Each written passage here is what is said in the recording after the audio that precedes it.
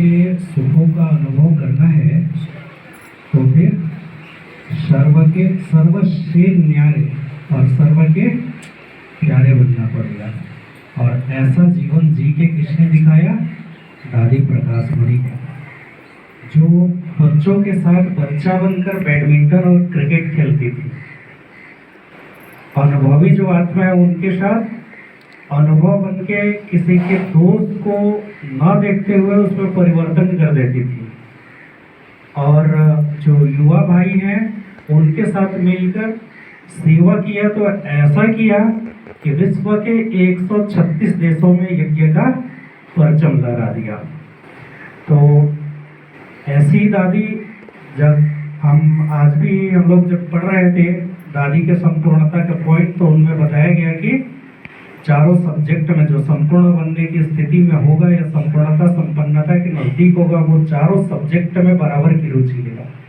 ऐसे जनरली हम लोग कहते हैं कि ज्ञान और योग के प्रतिमूर्ति थे ब्रह्मा बाबा, धारणा की प्रतिमूर्ति थी मम्मा।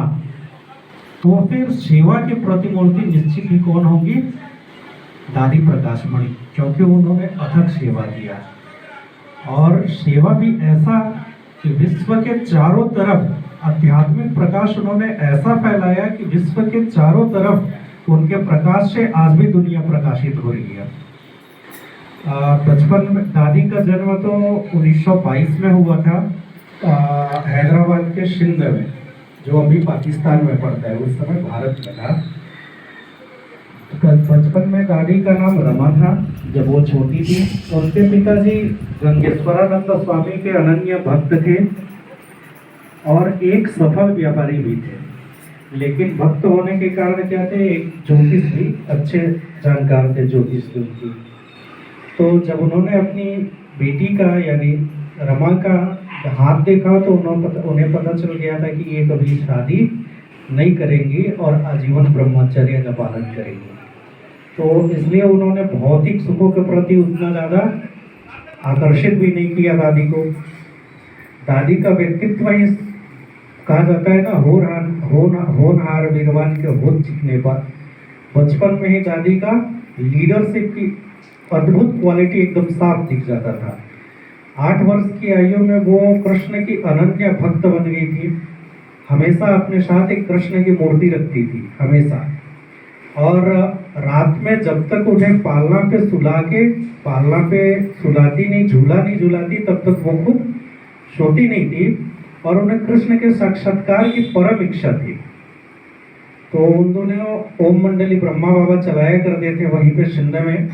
और पूरे सिंध में ये प्रचलित कहावत था कि जो भी वहाँ जाता है वहाँ पे कृष्ण की साक्षात्कार हो जाती है उसे। तो इसी जिज्ञासा को लेके, चूंकि दादी कृष्ण की अनन्य भक्त थी, तो उन्होंने सोचा कि मुझे भी शायद साक्षात्कार हो जाए। 14 वर्ष की आयु में वो ओम मंडली गई। वहाँ पे उन्होंने ब्रह्मा बाबा को देखा जिनमें उन्हें कृष्ण नजर आए। ये तो वो ब्रह्मा बाबा, लेकिन दादी को वो कृष्ण का साक्षात्कार हुआ और दादी 14 वर्ष की आयु में ही समर्पित हो गई बनते। फिर आगे 1936 से 1950 तक, जब तक पाकिस्तान में उस समय ओम मंडली चला करती थी, बाबा ने जितने सारे माताएं थी, समर्पित बहनें थी, सबको अथक योग तपस्या से उनको परिपूर्ण किया, संपन्न बनाया, हर सेवा के लिए तैयार किया। उसके बाद 1950 में जब ओम मंडली उठ के माउंट आबू राजस्थान आई, तो फिर सेवा का विस्तार हुआ। और सेवा के विस्तार के साथ ही दादी को अनेक प्रकार के ड्यूटी मिली, सेवा में उनको बाबा ने आगे किया। 1955 ईस्वी में दादी को महाराष्ट्र का, गुजरात का और कर्नाटक तीनों राज्य का प्रभार एक साथ दिया गया। उस समय मुंबई में दादी मुंबई का सेवा केंद्र में मुख्य प्रशासिका के रूप में वहाँ पे गई। और मुंबई में रहते हुए पूरे महाराष्ट्र में सेंटर खोल डाले। और दादा बाबा को लगा कि मतलब काफ़ी अच्छा सेवा है। तो उन दिनों जापान में हो रहा था विश्व धर्म सम्मेलन, तो उसमें ब्रह्मा कुमारी का प्रतिनिधित्व करने के लिए दादी प्रकाश मणि को भेजा गया था। अब दादी का ऐसा सेवा देख के बाबा इतना प्रभावित हुए कि उनका नाम रमा से फिर चारों तरफ प्रकाश फैलाने वाली बाबा की अद्भुत मणि, प्रकाश मणि रख दिया।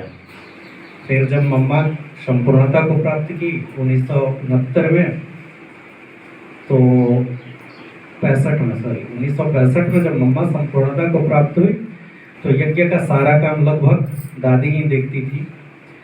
बाबा जब संपूर्णता को प्राप्त होने वाले थे 18 जनवरी 1969 को, तो उसके पहले शाम में दादी बाबा के पास और 2-3 बहनें के साथ बाबा के पास गई थी गुड नाइट करने के लिए। दादी ने देखा कि बाबा एकदम शांत चुपचाप बैठे हुए हैं। दादी ने बाबा को बोला, बाबा गुड नाइट। बाबा ने कोई रिस्पॉन्स नहीं दिया। फिर दादी को उन्होंने आगे किया और अपना हाथ उनके हाथ में रखा और खूब सारा साकाश दिया। उसके बाद बाबा संपूर्ण हो गए थे। मतलब बाबा संपूर्ण होने के पहले इस यज्ञ का सारा जिम्मेदारी दादी को सौंपी। तो दादी ने 6 सदस्यीय टीम बनाया, 6 लोग के अपने साथ 5 लोग को और लाई और पूरे विश्व में भ्रमण किया और विश्व के 136 देशों में यज्ञ का झंडा गाड़ा, जो अभी तक चल रहा है। तो ऐसी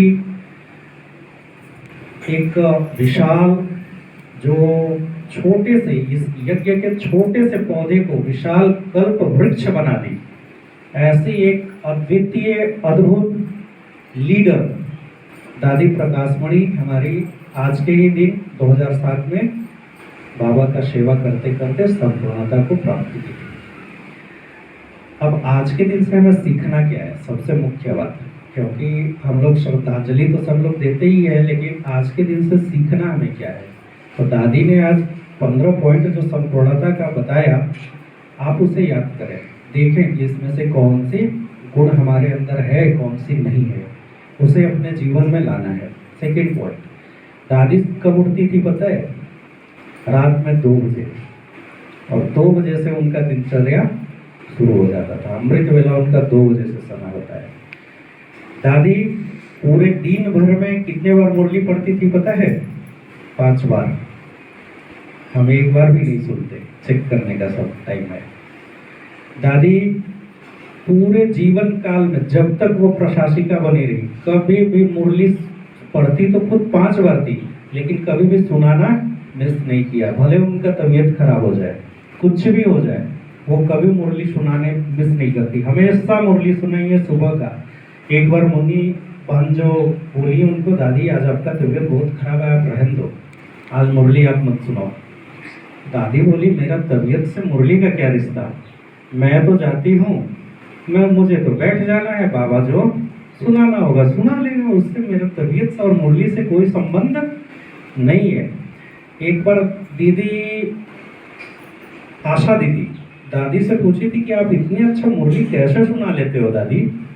तो दादी ने कहा कि ये जो संडली होता है, ये क्या है? भगवान की गद्दी है, शिव बाबा की गद्दी है। जब मैं जाती हूँ और उस गद्दी पे बैठती हूँ तो मैं हम सब कुछ बाबा के ऊपर छोड़ देती हूँ, और मुरली से इधर या उधर का या अपने मन का एक पॉइंट में नहीं सुनाती, क्योंकि उस समय क्या होता है, बहुत सारे अभी होता है क्या है कि खुद का पॉइंट, मतलब कुछ भी विस्तार, परिस्थिति के अनुसार हम लोग मुरली का विस्तार करने लगते हैं। परिस्थितियां अगर कुछ गड़बड़ है, मुरली में कोई ऐसा पॉइंट आ गया तो कहेंगे देखो इस परिस्थिति में इसने ऐसा किया, ये पॉइंट उसके लिए है। ऐसा होता नहीं है। कृष्ण की बांसुरी कभी परिस्थिति के लिए बजती थी क्या? मुरलीधर की मुरली कभी परिस्थिति के लिए बजेगी क्या? मुरलीधर की जो मुरली है वो हर परिस्थितियों का समाधान वही मुरली है, उसमें हम अपनी परिस्थिति नहीं मिला सकते।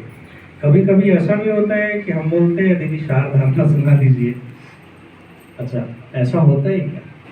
कृष्ण जी मुरली बजाए, भगवान मुरली बजाए और गोपियाँ कहें कि बाबा थोड़ा सा बजा दो, थोड़ा सा रास नाचने का मेरा इच्छा है, उसके बाद रास नहीं करना, ऐसा कभी होता है क्या? कृष्ण लीला में किसी ने सुना है क्या? इन सब बातों पर विशेष ध्यान देना है।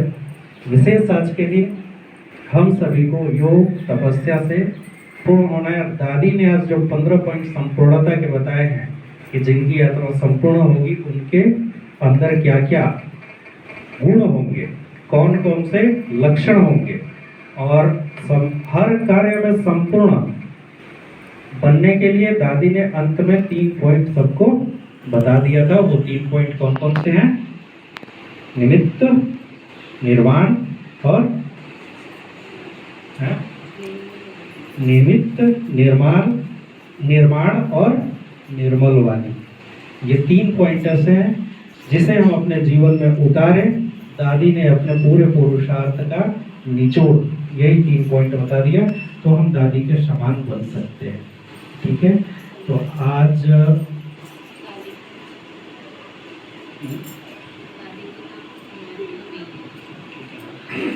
आज विशेष दादी के पुण्य स्मृति 15वें स्मृति दिवस पे मेरे तरफ से, हम सभी भाई बहनों की तरफ से